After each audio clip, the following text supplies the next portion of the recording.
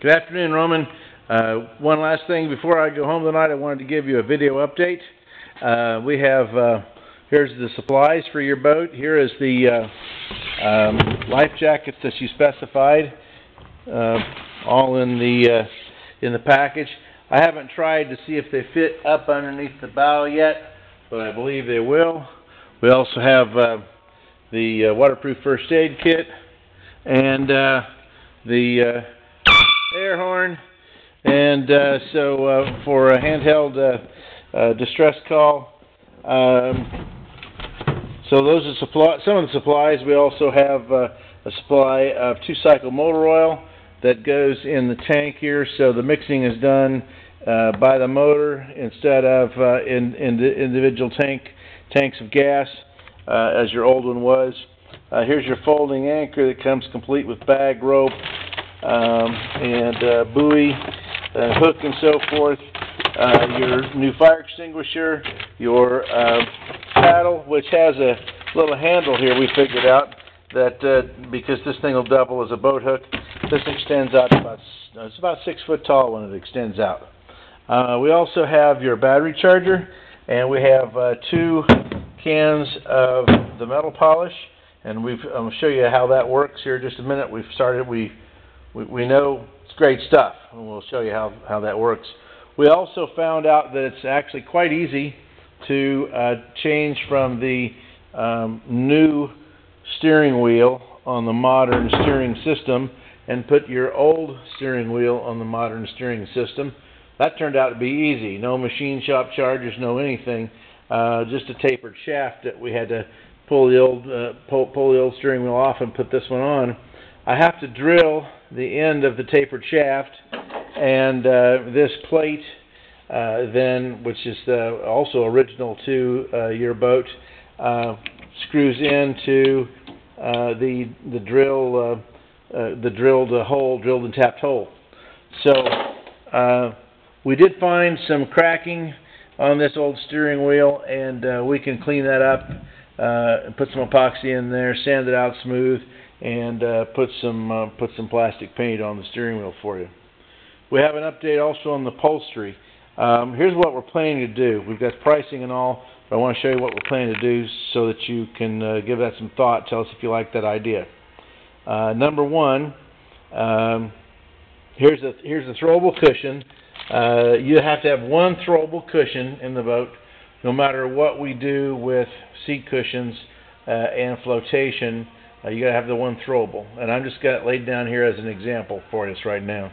I also have one of my very old throwables that we opened up so that we could see what kind of foam was inside it, because our concept is that we're going to make 3 cushions in the front seat. We'd have 3 cushions that'll be made with this flotation material. We'll buy 3 cushions of the for Coast Guard approved to get the Coast Guard approved materials out of the cushion.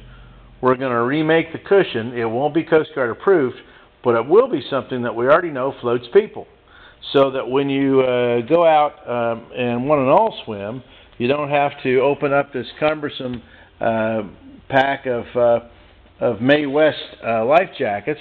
All you'll have to do is take your cushion, throw it out in the water, and float on your cushion. And when you come back in, instead of putting life jackets back in here and then possibly those mildewing, then you put them right back on your seat, and of course they'll dry on the seat. Well, that leaves us with a little wedge area at each end that will fill with a wedge, and that'll be held in with a cushion wedge, and that'll be held in with Velcro. But it'll also be the same cushion material, which we'll have is silver with blue piping, umbrella.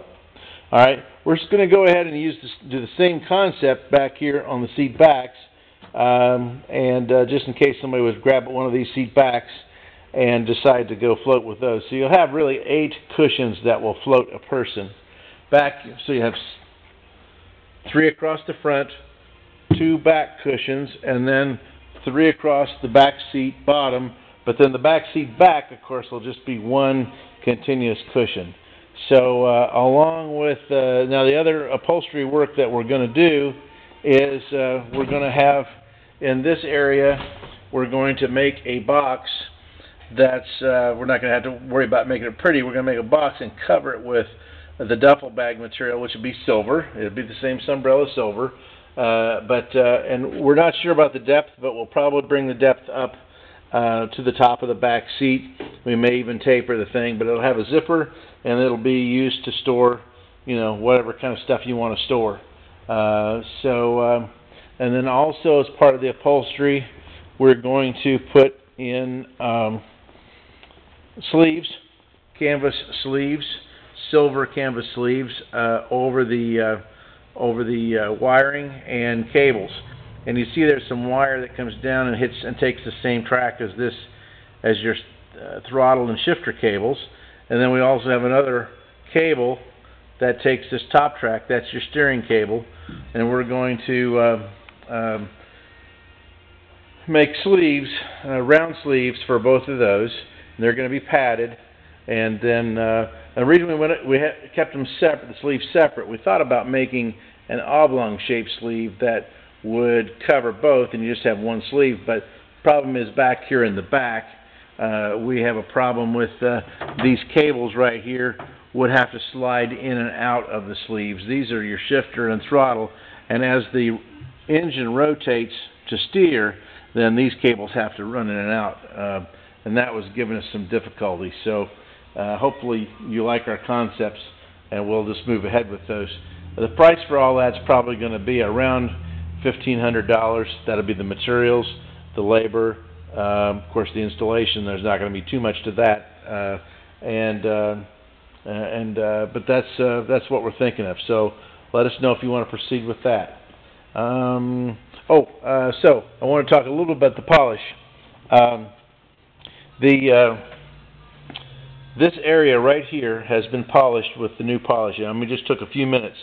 Someone had used what's called the DA sander on this, and I don't know if you can see this or not, but there are some curlicue scratches, and those are sanding scratches. The DA stands for dual action, and so it gives you these little round curlicues. So we took some fairly coarse 320 grit paper, and we hand sanded out those scratches, and then took the polish and polished those areas, and polished up very nicely, I think.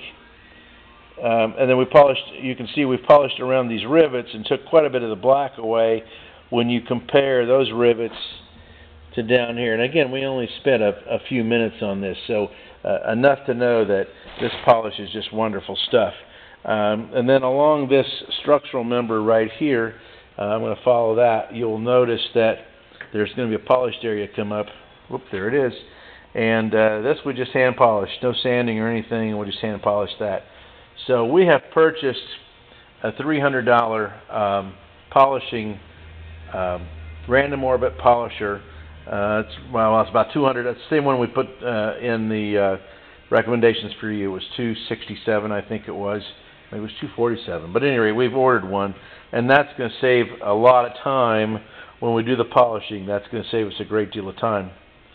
So, question, of course, is that's the one you thought about having a polisher and putting in an aluminum case, and the case ended up being more than the polisher. So I didn't know we're going to buy a polisher on our end to assist us in getting this done just as quickly as we can and saving you labor dollars. But I didn't know if you wanted that when we get done or not. So another thing we've noticed is we're missing a cleat here and over on the other side. I don't know if those are original or not, but they certainly are gone, and so we're trying to hunt down some cleats and find out what the cost is so that you can decide about that. Also on the back, you see we have a handle on this side of the transom, and we actually have a transom drilled for a handle on this side, so we're looking for a handle. And the windshield rubber has begun to shrink. It's short here. It's got a joint here. It's short on the other side, and I think we're pretty sure this is still available. And it's about $3 or $4 a foot. So we may want to change that for you. We will look and see if the windshield is still available.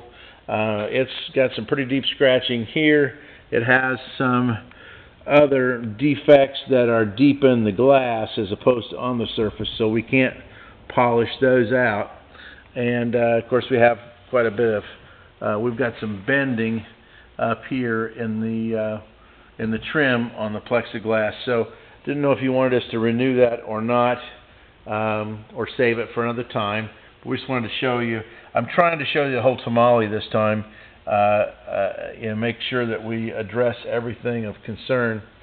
So and then anyway, I still haven't gotten this thing to the lake to play with it myself and to find out where the leak is. We still have to do that, but it has been crazy. We've delivered about 3 boats in 3 weeks, had a family build. There's a boat back here in the background that I've got a funeral to go to this weekend. The guy that owns that also owns an R44. He's invited you and your family to spend the weekend or however long you want on his luxury houseboat. He crashed his helicopter last Saturday. So, you know, the only way out, and he's gone. He's not with us anymore. The only way out, nobody gets out alive. So, at any rate, so it's just been crazy, and it continues to be crazy, but you're high on our priority list with the Feathercraft. Like as you see, all the materials have been purchased, and we're ready to go to town on the rest of it. So hopefully this update is helpful to you, and we'll talk to you. Let us know what you think about the upholstery, and give us a go ahead, and we'll get that done right away. Thanks. Bye.